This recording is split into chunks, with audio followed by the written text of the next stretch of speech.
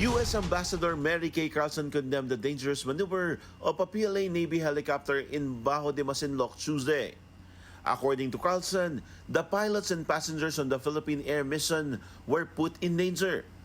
The National Maritime Council also criticized the actions of the PLA Navy helicopter, which tailed the BPAR Cessna during a maritime domain awareness flight.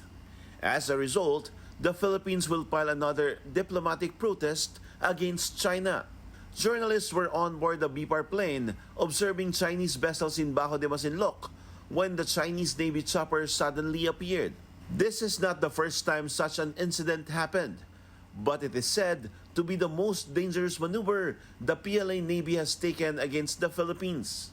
When it came close to the BPAR aircraft yesterday, the distance was only basically 3 meters. No? There are two instances that they did dangerous maneuver. The first one was that close, 3 meters above the port side ng aircraft.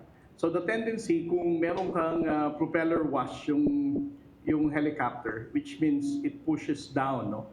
Gumilid siya sa left side ng aircraft. So ibig sabihin, may force siya na pinupush yung left wing ng aircraft. So the pilot really had a hard time to stabilize the aircraft habang nag-hover siya on the top of the aircraft. And then the second one, of course, the helicopter should have observed the proper and safe distance.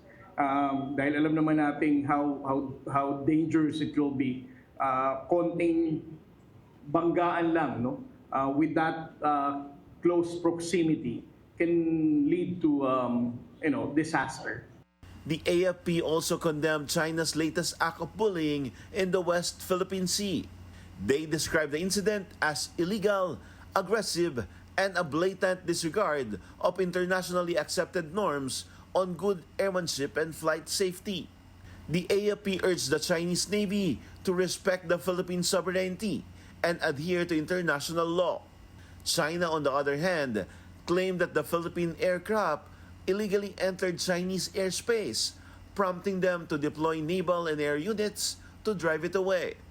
As far as the government is concerned, and in reference with the Philippine Maritime Zones Act, we have sovereignty over the waters of Bajo de Masinloc. That is actually our territorial airspace. In 2016, the arbitral ruling dismissed China's claim over maritime areas within the Philippines' EEZ. Francis Polbe, Belenario News Channel.